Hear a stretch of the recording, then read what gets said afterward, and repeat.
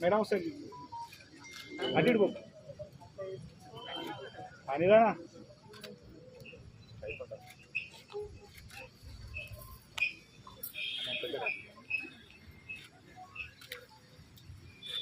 ఆనందం ఎంత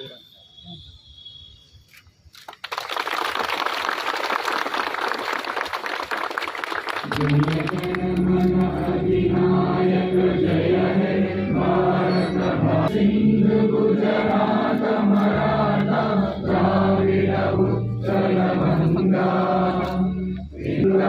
ఉచ్చల జలధితరంగా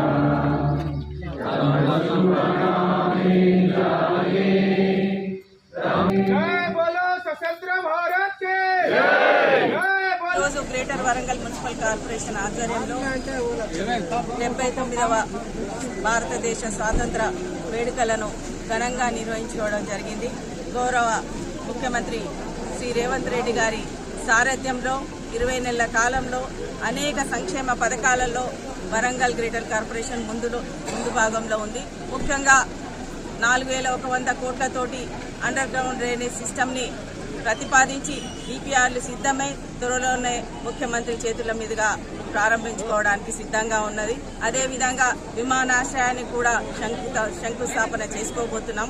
ఇంత పెద్ద ప్రాజెక్టులను వరంగల్ గ్రేటర్ కార్పొరేషన్ పరిధిలో జరగడం గౌరవ ముఖ్యమంత్రి గారి ఆశీర్వాదంతో ఇవన్నీ కార్యక్రమాలు జరుగుతున్నాయి. అంతేకాకుండా ఎన్నో ఏళ్లుగా పెండింగ్ ఉన్నటువంటి డబుల్ బెడ్రూమ్ ఇండ్లను కూడా మొన్ననే ప్రారంభించుకోవడం జరిగింది.